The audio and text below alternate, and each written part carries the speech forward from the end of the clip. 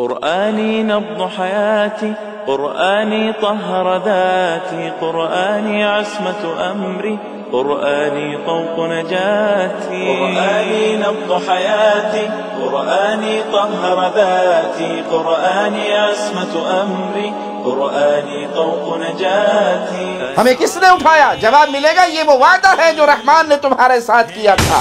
نہ رزق حلال ہے یا حرام اس کی فکر، عقیدہ ٹھیک ہے یا نہیں نہ اس کی فکر. یہ کون ہوں گے؟ یہ وہ ہوں گے جو لوگوں کے سامنے تو ایک دیندار، ایک پرہیزگار روپ لے کے آیا کرتے تھے، لیکن جب تنہائی میں ہوتے تھے تو اللہ کی حدود کو توڑا کرتے تھے. ہمارے سلسلے میں آ جاؤ، تمہاری کمر پہ ہمارا ہاتھ ہوگا، حشر میں ہم بخشوا لیں گے. حشر میں یہ نظر بھی نہیں آئیں گے. ایک ہستی ہے جو حشر میں آپ کے لیے اللہ کے سامنے سجدہ ریز ہوگی، آپ کی سفارش کرے گی، اور اس کا نام محمد الرسول اللہ. قرآنی نبض حیاتی، قرآنی طهر ذاتي، قرآني عصمة أمري، قرآني طوق نجاتي. قرآني نبض حياتي، قرآني طهر ذاتي، قرآني عصمة أمري، قرآني طوق نجاتي. آيات الله حمتني، غمرتني بالبركات، تحفظني من همزات الشيطان ومن زلاتي. آيات الله حمتني، غمرتني بالبركات، تحفظني من همزات الشيطان ومن زلاتي. قرآني نبض حياتي، قرآني طهر ذاتي، قرآني عصمة أمري، قرآني طوق نجاتي. أنفسنا ومن سيئات أعمالنا من يهده الله فلا مضل له ومن يضلل فلا هادي له. أشهد أن لا إله إلا الله وحده لا شريك له وأشهد أن محمدًا عبده ورسوله. أما بعد، أعوذ بالله من الشيطان الرجيم. بسم الله الرحمن الرحيم. قل هو الله أحد الله الصمد لم يلد ولم يولد ولم يكن له كفوا أحد.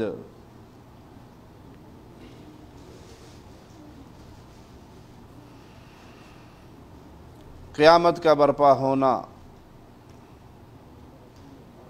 حشر کے میدان میں اکٹھے ہونا، یہ کڑوی حقیقت ہے.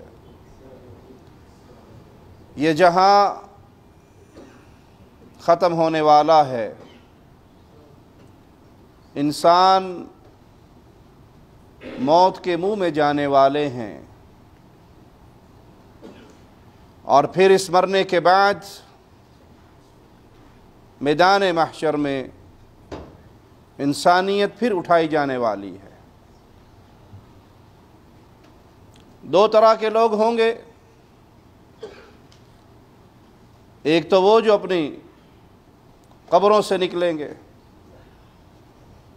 اور ایک وہ بدترین لوگ جن پر قیامت قائم ہوگی. کیونکہ رسول اللہ صلی اللہ علیہ وسلم کا فرمان ہے، قیامت سے پہلے اللہ ایک پاکیزہ ہوا چلائے گا جس کے ذریعے ہر اہل ایمان کی روح قبض کر لی جائے گی. شریر ترین لوگ باقی رہیں گے، اور ان شریروں پر قیامت قائم ہوگی.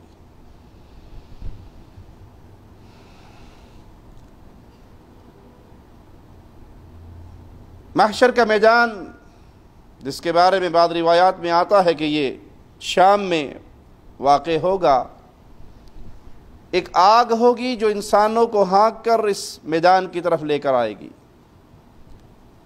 نبی کریم صلی اللہ علیہ وسلم نے فرمایا، قیامت اس وقت تک قائم نہیں ہوگی جب تک اس کی 10 بڑی نشانیاں پوری نہ ہو جائیں. اور ان نشانیوں کو بیان کرتے ہوئے آپ نے فرمایا نشیب عدن سے ایک آگ نمودار ہوگی جو لوگوں کو ہانکے گی ارض محشر کی طرف۔ اس آگ کا مقصد جلانا نہیں ہوگا بلکہ اکٹھا کرنا ہوگا، ہانکنا ہوگا۔ جہاں لوگ پڑاؤ ڈالیں گے یہ بھی رک جائے گی، جہاں رات گزاریں گے یہ بھی ٹھہر جائے گی، اور یہ ہانک کے انسانوں کو مشرق سے مغرب کی طرف لے کر آئے گی۔ ایک اور روایت میں ہے کہ آپ صلی اللہ علیہ وسلم نے فرمایا لوگوں کو اکٹھا کر کے یہاں سے وہاں لے جایا جائے گا۔ یہ فرما کر آپ نے شام کی طرف اشارہ کیا۔ تو یہ آگ ہانکنے کا ذریعہ ہوگی جو انسانیت کو میدان محشر کی طرف لے کر آئے گی۔ بعض لوگوں کو منہ کے بل گھسیٹا جائے گا، اللہم لا تجعلنا منہم ولا معہم ولا فیہم۔ اللہ اپنی رحمت کا معاملہ فرمانا اور ہمیں ان بد نصیبوں میں شامل نہ فرمانا جن کو اکٹھا کیا جائے گا اور تو ان سے ناراض ہوگا۔ یہ آگ اچانک لوگوں کے سامنے نمودار ہوگی، لوگ اپنے معمول کے کاموں میں مشغول ہوں گے، اور سب سے آخر میں جو دو لوگ جن کو میدان کی طرف لایا جائے گا ان کے بارے میں اللہ کے نبی صلی اللہ علیہ وسلم نے فرمایا کہ یہ دو بکریوں کے چرواہے ہوں گے، اپنی بکریوں کو للکارتے ہوئے مدینے کی طرف ہانکتے ہوئے آ رہے ہوں گے۔ وہ دیکھیں گے کہ بکری وحشت زدہ ہیں، اور چلتے چلتے جب وہ ثنیۃ الوداع کے پاس پہنچیں گے تو منہ کے بل گر پڑیں گے۔ اس راستے سے گزرنا سب نے ہے، اس میدان میں اکٹھے سب نے ہونا ہے۔ سور میں جب پہلی بار پھونکا جائے گا تو وہ لوگ جو مر چکے ہیں، اپنی قبروں کے اندر دفن ہیں،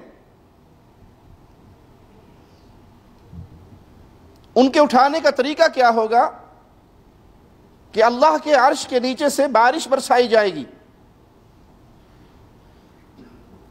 اور قبروں میں وہ جسم جو مٹی بن چکے ہیں ان کے اوپر یہ بارش کے قطرے گریں گے تو وہ ایسے نمودار ہوں گے، اپنی قبروں سے پروان چڑھیں گے، اور جب ان کے جسم پوری طرح پروان چڑھ جائیں گے، سور میں دوبارہ پھونکا جائے گا تو تمام مردہ مخلوق زندہ ہو کر ارض محشر کی طرف چل پڑے گی۔ روئے زمین کی ساری قبریں پھٹ جائیں گی اور ان قبروں سے جسموں کو پروان چڑھایا جائے گا۔